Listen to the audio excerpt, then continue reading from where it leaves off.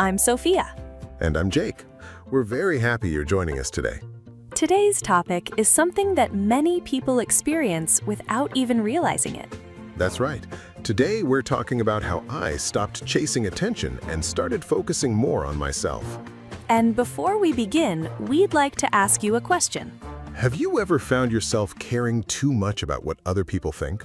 Maybe you checked your phone hoping someone would reply.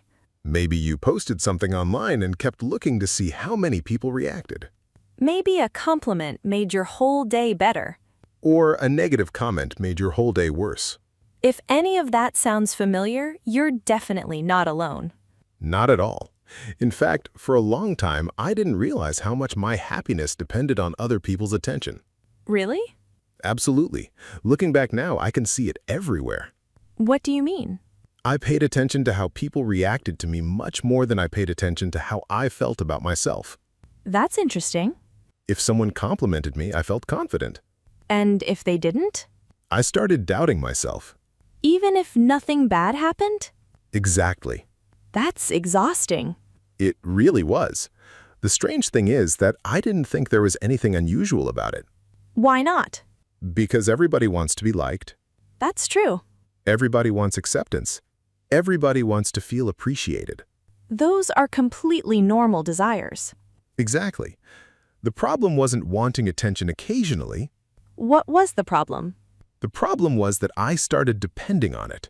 That's a big difference. Very big. Let's teach our listeners an important word. Good idea. The word is approval. Approval means a positive opinion or acceptance from another person. For example, I was constantly seeking approval from other people. Or, too much dependence on approval can hurt your confidence. That's a useful word for conversations about relationships and personal growth. Definitely. Looking back now, when did you first notice this pattern? I think it became obvious when I started noticing how often my mood changed because of other people. That's interesting. If somebody praised my work, I felt amazing. And if they ignored it? I felt disappointed. Even though your work hadn't changed. Exactly. That's a powerful observation. It really is. The quality of my work stayed the same, but my emotions changed depending on how much attention I received. So your confidence wasn't really coming from within. Not at all. My confidence was coming from other people's reactions. That's a risky place to build confidence. Very risky. Why? Because other people are unpredictable. That's true. Sometimes they're busy, sometimes they're distracted, sometimes they don't notice what you're doing. And that doesn't necessarily mean anything negative. Exactly. But when you're chasing attention, every little reaction starts feeling important. Even silence. Especially silence. That's interesting. I remember sending messages and wondering why someone hadn't replied yet. I think many listeners can relate to that. Definitely. Or posting something online and checking back repeatedly to see who had viewed it. Hoping for a certain reaction. Exactly. Did social media make this habit stronger? I think it did. How? Because social media makes attention measurable. That's true. You can count likes, comments, views, followers, and reactions. Numbers that seem very important in the moment. Exactly. The problem is that it's easy to start measuring your value through those numbers. That's a dangerous habit. Very dangerous. Let's teach another useful word. Good idea. The word is validation. Validation means recognition or confirmation that what you feel, think, or do is acceptable or valuable. For example, I was looking for validation from other people. Or, true confidence doesn't depend entirely on validation. That's a sentence worth remembering. Definitely. Looking back now, do you think you were actually chasing attention? At first, I would have said no. Really? Absolutely. I would have said I was simply being social, sharing my thoughts and connecting with people. But eventually, your perspective changed. It did. What made you question it? One day, I asked myself a very uncomfortable question. What was it? If nobody noticed what I was doing, would I still want to do it? That's a powerful question. It really was. And what answer did you find? Honestly, I wasn't sure. Really? That's what surprised me. For the first time, I realized that some of my decisions weren't being guided by my own values, Then what were they being guided by? by the hope of being noticed. That's a difficult realization.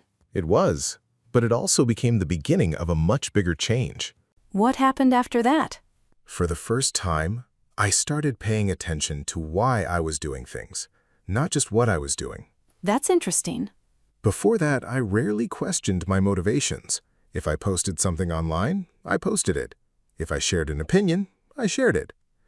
I never stopped to ask myself what I was hoping to get from it. And what did you discover? Sometimes, I genuinely wanted to share something useful or meaningful. That sounds healthy. It is. But other times, if I was being honest with myself, I wanted attention. That's a difficult thing to admit. Very difficult. Nobody likes admitting that they want approval from other people. Why do you think that is? Because we like to think we're independent. That's true. We like to believe that other people's opinions don't affect us very much. But often they do. Much more than we realize. Looking back now, what was the biggest sign that attention had become too important? I think it was how much I compared myself to other people. That's something many people struggle with. Definitely. The more attention I wanted, the more I looked at other people to see how I measured up. Measured up? Yes. I was constantly asking myself questions. Such as? Why does that person seem more successful? Why does that person get more attention? Why does that person appear more confident? Those questions sound familiar. I think they're familiar to a lot of people. The problem is that comparison rarely makes us feel better. Exactly. Most of the time, comparison simply makes us feel like we're falling behind. Even when we're making progress ourselves. That's the crazy part. Explain that. Imagine climbing a mountain. Okay. You've already climbed hundreds of meters and made great progress. Sounds impressive.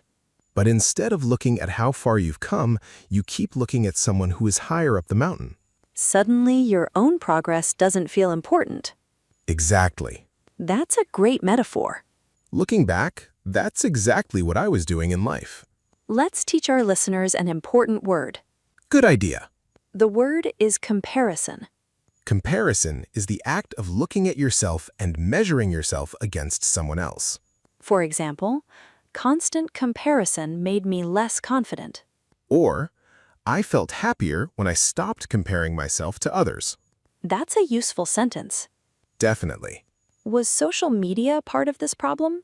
Absolutely. How? Because social media makes comparison incredibly easy. That's true. Within a few minutes, you can see hundreds of people sharing their achievements, vacations, relationships, and successes. And most people share their best moments, Exactly. not their ordinary moments. Not usually.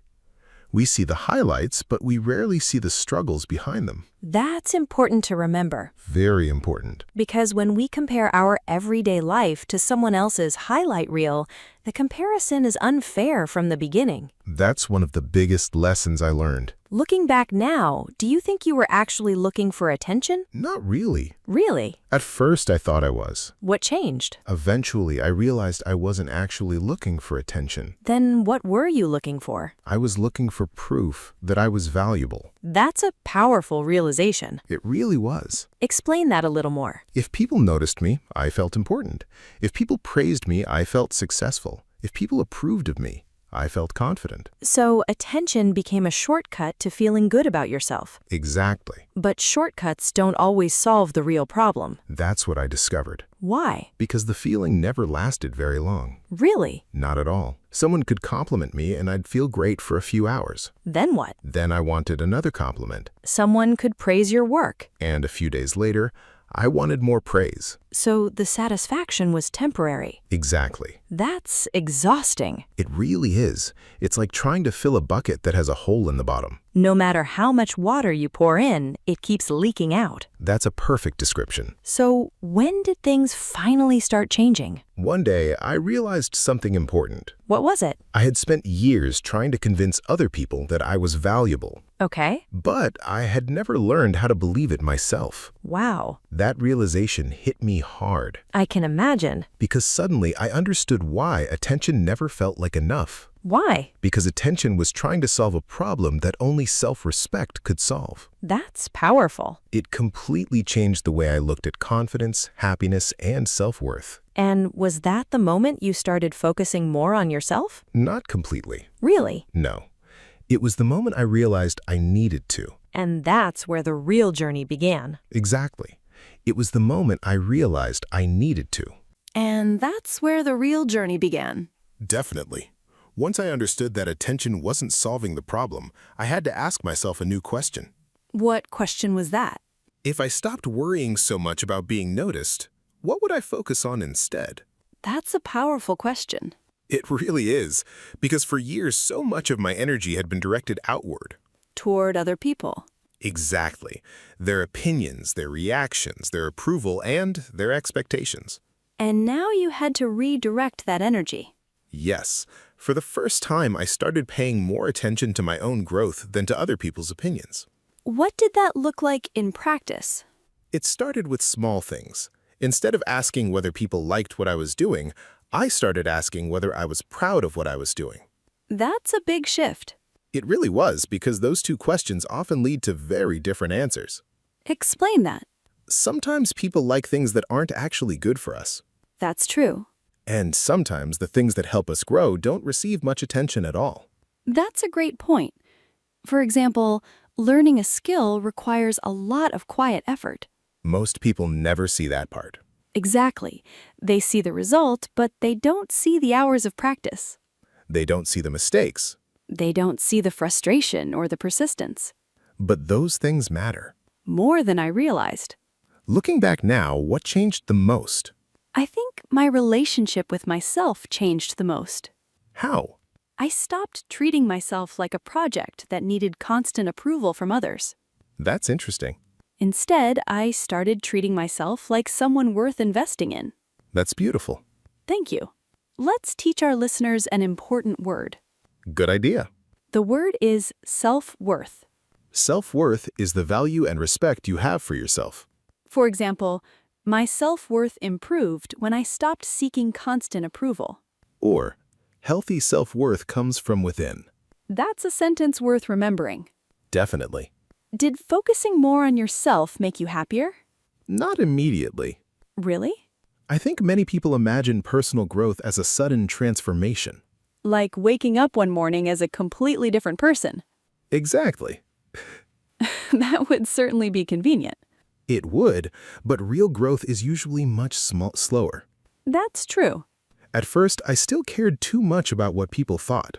Old habits are difficult to change. Very difficult. Sometimes I still found myself checking for approval. What did you do in those moments? I tried reminding myself of something important. What was that? The people whose opinions I worried about weren't living my life. That's powerful.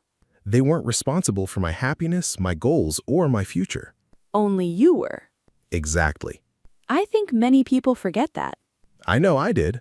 Another thing I've noticed is that people often become more confident when they focus on growth instead of attention. That's exactly what happened to me. Why do you think that is? Because growth gives you something real to build on. What do you mean?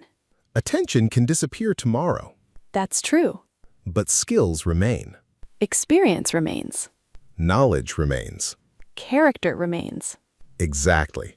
The more I invested in those things, the less dependent I became on outside validation. That's a wonderful lesson. It really changed my life. Another thing I've learned is that focusing on yourself doesn't mean becoming selfish. That's an important point. What would you say to listeners who worry about that? I would say there's a huge difference between self-focus and selfishness. Explain that.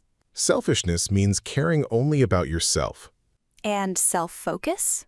Self-focus means taking responsibility for your own growth, health, happiness, and future. That sounds healthy. Exactly. In fact, when you become a stronger and healthier person, you're often able to help others more effectively. That's a great perspective. One of the biggest surprises was how peaceful life became. Peaceful? Yes, when you're constantly chasing attention, your emotions are always moving. Up and down. Exactly.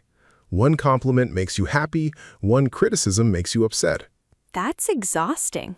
Very exhausting. And focusing on yourself changed that? It did. I stopped giving so much power to things I couldn't control. Such as other people's opinions? Exactly. Let's teach one final word. The word is authenticity.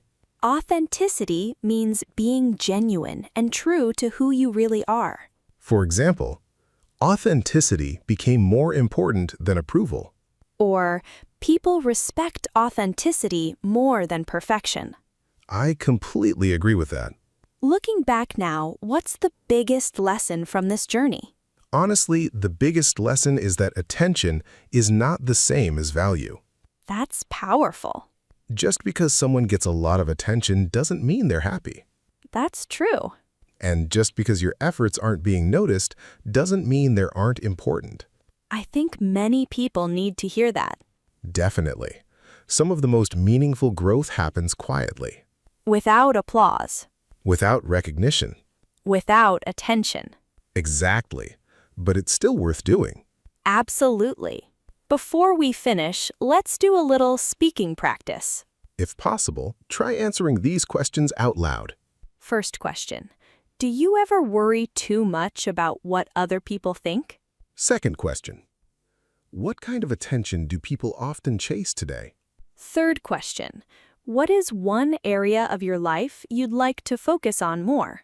Fourth question. What helps you feel confident without needing approval from others? And fifth question. What does being your authentic self mean to you? Try answering with complete sentences and use some of the vocabulary we practiced today. Before we end, let's quickly review what we talked about today. We discussed approval, validation, comparison, self-worth, authenticity, confidence, and personal growth. Most importantly, we talked about a lesson that changed your life. Chasing attention never gave me what I was actually looking for. But focusing on growth did. You don't need everyone to notice you. You don't need constant approval. And you don't need to impress every person you meet. You simply need to become someone you respect.